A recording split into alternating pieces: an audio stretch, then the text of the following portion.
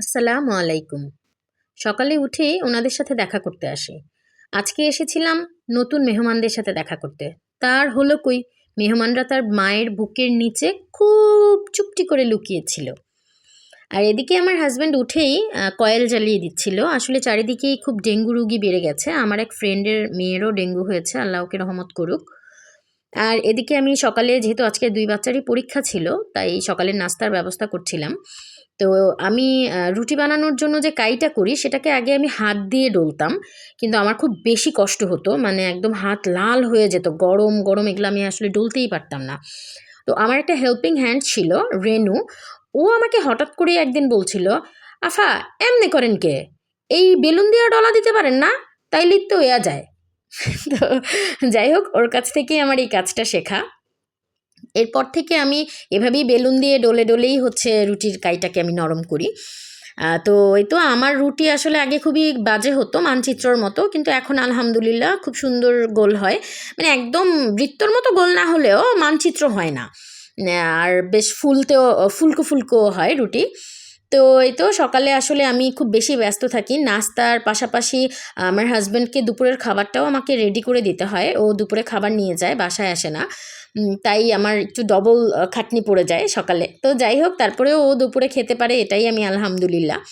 তো আমার ব্যস্ততার কারণে ওরা ৩ জন মিলে, বাপ, বেটা, মেয়ে ৩ জন মিলে হচ্ছে নাস্তা করে নিচ্ছিল। আর এদিকে আমি অন্যান্য কাজ করছিলাম। তো এই তো নাস্তা করে পরীক্ষা দিতে চলে গেল ওরা। আর আমার হাজব্যান্ডও চলে গেল দোকানে। আর এদিকে আমি শুরু করে দিলাম সংসারের যাবতীয় কাজ। আজকে ডাল পাতুরি করব। তাই হচ্ছে আমি ডাল একটু বেশি নিয়েছি, মাখিয়ে রান্না করব আর কি। এটাকে ডাল পাতুরিই বলে। তো আমি সব ধরনের মশলা, মানে পেঁয়াজ কুচির, কাঁচামরিচ, তারপরে লবণ, আদা রসুন, হলুদ মরিচ, আদা রসুনটা স্কিপ হয়ে গেছে, আমি দুঃখিত। তারপরে হচ্ছে একটু জিরা ফাঁকি, তেল, এগুলো দিয়ে সুন্দর করে মাখিয়ে পরিমাণ মতো পানি দিয়ে তারপরে বসিয়ে দিব। এটা বেশ ঘন করে রান্না করা হয় এই ডালটাকে।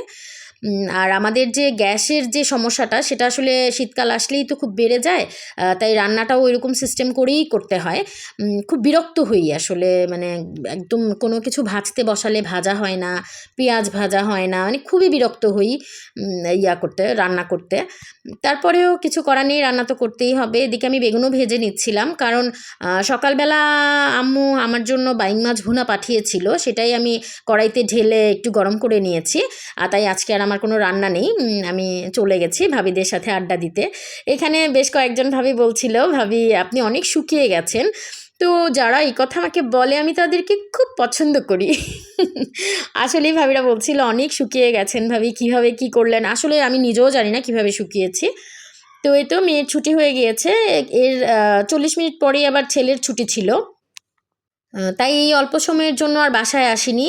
আশেপাশেই আড্ডা দিচ্ছিলাম ভাবিদের সাথে, আর একটু কেনাকাটা করছিলাম। কেনাকাটাও না ঠিক, স্কুলের সামনেই আসলে বিভিন্ন প্রয়োজনীয় জিনিসগুলো নিয়ে বসে। আর এখানে এই ভ্যানে ১০, ২০, ৩০ এরকমের মধ্যে আসলে অনেক প্রয়োজনীয় জিনিস পাওয়া যায়। ৳১০ মধ্যেই দেখা যায় যে খুব ভালো, ভালো জিনিস পাওয়া যাচ্ছে। তো প্রয়োজনীয় হয়, এর জন্যই কিনে নিয়েছে। আর এদিকে মেয়ের পছন্দের পানিফলও কিনে নিলাম। আর মেয়ে তো বিড়াল দেখলে তার মাথা খারাপ হয়ে যায়, সে বিড়াল ধরবেই।